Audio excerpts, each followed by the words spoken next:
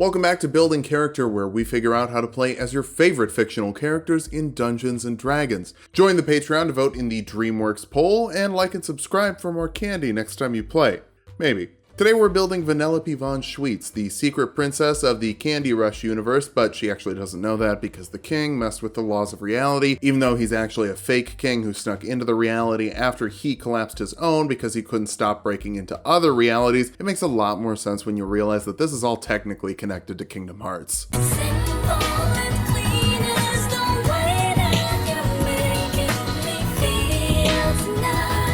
Let's start off with our goals for this build. First, we need to make sure that we can glitch, breaking the universe, but not really because that's actually how you're supposed to work. Next, we need a car, something we can ride on to go a little bit faster. Finally, we need to take to the internet with the ability to move between different games and sites. For stats, we'll be using the standard point array from the player's handbook. Roll for stats if you want, just make sure you're keeping an eye on your intelligence and your charisma. Charisma will be number 1. You're a princess, you're adorable, and you're covered in candy. It's pretty great. Intelligence next, you build your cart yourself, and Lord knows Ralph ain't gonna be the brains of the operation. Dexterity after that, you're still pretty quick, even when you're not behind the wheel. Follow that up with strength. Lifting car parts requires some lifting. Constitution is a bit low, but hurts too much to dump, so we'll drop wisdom, which is also rough, but you're generally not the best at figuring out who the bad guys are. Vanellope is a computer program, but since that's not in D&D, we'll go with Lightfoot Halfling. She's a kid, but technically she won't get any taller unless they age her up in Sugar Rush 2. But that would be another reality, kind of how Young Link and Link fight each other in Smash Bros. You get +2 dexterity and +1 charisma. Halfling luck to reroll 1s on a d20 roll. It's so good, and will probably ruin playing non-halflings for you in the future. You're brave, letting you roll saving throws against being frightened with advantage. Your halfling nimbleness lets you move through the spaces of creatures that are larger than you, and Lightfoot halflings are naturally stealthy, so you can hide behind creatures that are larger than you as well if you have a giant demolition friend that you'd like to be the tank. Take the noble background. You are a princess after all, giving you history and persuasion proficiency and exclusive access to the Disney Princess Club. That's always fun. We'll kick things off as an artificer because they get tool proficiencies, specifically Tinkerer's tools and Thieves' tools, and one tool of your choice. I'd go for ground vehicles to drive a candy car or a chariot or whatever. Honestly, I don't know what flavor your DM is going to want to use. Grab 2 skills from the Artificer list. Sleight of Hand and Arcana would be my picks. I generally use Arcana for techie knowledge, and you're pretty technically savvy. As a magical tinkerer, you can take a tiny non-magical item and make it do something like display a message, make a sound or a smell, put your own little spin on it, or just make a cookie medal with an encouraging message. You also get spells and cantrips like Guidance and Resistance, giving a creature a d4 to add to an ability check or saving throw respectively, for a little encouragement or a convenient glitch for yourself. For this level spell, Longstrider increases the target's movement speed by 10 feet for an hour, which will eventually help your cart go a little bit faster. Jump triples the target's jump distance for a minute to make sicker dives off of ramps. I know ramps aren't always the best path in a racing game, but come on. You know you want to hit the ramp, right? I wanted to kick things off as an artificer for vehicle proficiency, but kicking things off as a sorcerer wouldn't be a bad idea if you wanted to start glitching a little bit earlier. A wild magic sorcerer will glitch all over the place with a wild magic surge, making something absolutely nuts happen after you roll a 1 on a d20 after you cast a spell of first level or higher. There's a whole chart in the player's handbook for these various bugs, but there's some really wild stuff on there that basically makes you like a Bethesda game. The DM decides when you roll that d20, but a cool DM says it happens every spell, and an even cooler DM would use the homebrew rule from Dimension 20 that doubles the chance when it doesn't happen. But no matter what, you can use Tides of Chaos to give yourself advantage on 1 attack roll, ability check, or saving throw per long rest, though you can do it again after your wild magic glitches. We'll call that speedrun tech. For your cantrips, Mending puts 2 pieces of something back together or fixes a crack in your cart. Light creates a light for your dumb human eyes, or I guess halfling eyes. I forget that humans aren't the only race without dark vision. Prestidigitation does a bunch of close-up magic glitches, creating a tiny little object, making some music, lots of special things. Minor Illusion creates a visual or audible illusion that fits into a 5-foot cube for a little visual bug, not a psi bug, just like,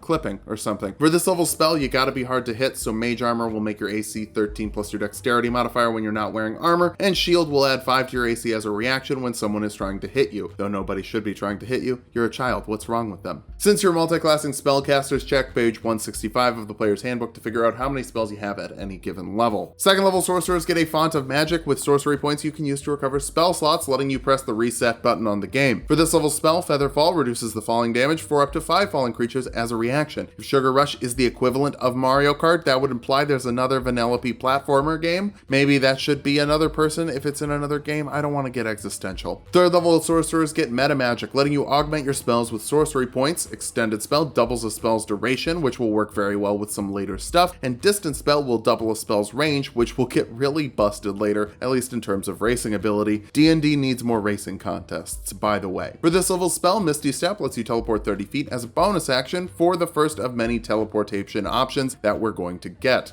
Fourth level sorcerers get an ability score improvement or a feat. The lucky feat will give you 3 glitch die you can use to reroll an ability check, saving throw, or attack roll, or to give an enemy that's attacking you disadvantage, which will make you really hard to catch. The spell Mirror Image will amplify this even further, creating 3 glitchy duplicates that people trying to hit you might hit instead. Roll a d20 if you've got 3 glitches, a 6 or higher means they hit the glitch, an 8 or higher if you have 2 glitches, and an 11 or higher if you only have 1. We're not even done since that's not concentration. You can have it up with some other spells we're getting later. Like at 5th level, when we learn spells like Blink, which will let you glitch in and out of the material plane at the end of your turn. Roll a d20 at the end of your turn. On an 11 or higher, you hang out in the border ethereal plane until your next turn starts, so things can't hit you if they're on the material plane. At the start of your next turn, you can end up 10 feet from where you disappeared. It lasts for a minute and doesn't require concentration, meaning that we can buff it even further later. 6th level wild magic sorcerers can bend luck, letting you add or subtract a d4 to an ability check, saving throw, or attack roll of a creature you can see by spending 2 sorcery points. Probably use the luck die first, but this just keeps pushing the game-breaking abilities. To go extra fast, the haste spell doubles a creature's movement speed, adds 2 to their AC, gives them advantage on dexterity saving throws, and an extra action on their turn. If you drop concentration, the creature can't take actions or reaction for a round. For once, I'm going to recommend not using this on yourself. I'm going to recommend you use it on your car. We don't have a car yet.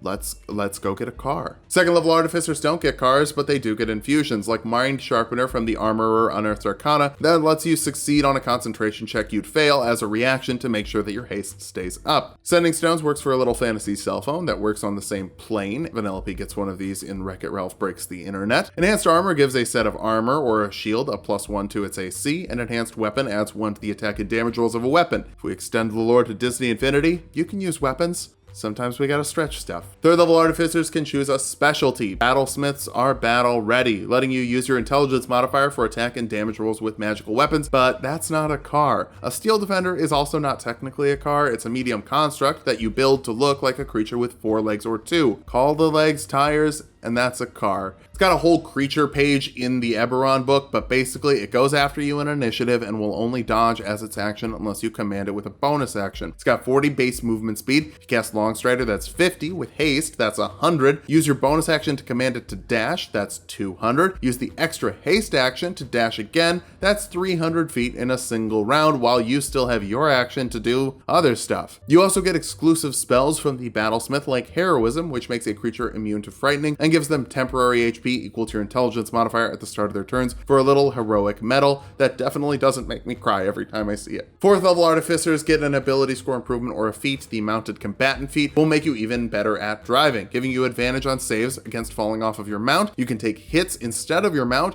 and if your mount has to make a dexterity saving throw, it takes half damage on a failure and no damage on a success. There's a ton of hazards on the Sugar Rush track. I'd hate to play a game where you're just trying to reach the end of the race, but a bunch of food keeps hitting you while you're running. Fifth level battlesmiths get an extra attack, letting you attack twice instead of once with your action. I'm not telling you to give Vanellope a knife, but I'm also not telling you to not do that. You can also learn second level artificer spells. Blur gives creatures disadvantage to hit you with attack rolls for a minute depending on your concentration. Haste is better, but if you get disconnected from your ride, this isn't a bad way to stay alive. Sixth level artificers get tool expertise, letting you add double your proficiency bonus to the checks you make with tools you're proficient with, including ground vehicles, making you an amazing driver. You also get 2 more infusions, and these are much more fitting for you. The Boots of the Winding Path let you teleport 15 feet as a bonus action, as long as you've stepped on that space sometime in that round. Basically, it's a cantrip version of Misty Step that you can use whenever you want. Resistant Armor gives a set of armor resistance to acid, cold, fire, force, lightning, necrotic, poison, psychic, radiant, or thunder damage. I'm gonna go for fire in case, you crash. We'll head over to Sorcerer now. 7th level sorcerers can learn 4th level spells like Dimension Door, letting you and another creature, teleport 500 feet as an action. Distance spell lets you double that to 1,000 feet, and you still have a bonus action to command your mount to dash, double dash with that haste action, and cover a total of 1,300 feet in a round, which means that we've officially made a build faster than Sonic the Hedgehog. It would be pretty crazy if there was a game where characters from Wreck-It Ralph could race Sonic. It'd be even crazier if they didn't make Vanellope the character that was in the game, and instead you got Ralph in a pickup truck. 8th level sorcerers get another ability score improvement. We're done with feats for now, so let's grab some dexterity because you don't actually use either of your casting modifiers for things. You would for counterspell, because if you're shutting down a spell that's higher than 3rd level, you'll need to make a charisma check of 10 plus that spell's level. 3rd level spells or lower get glitched out automatically though, so that's nice. 9th level sorcerers can learn 5th level spells like Far Step, which lets you teleport 60 feet as a bonus action for a minute, depending on your concentration.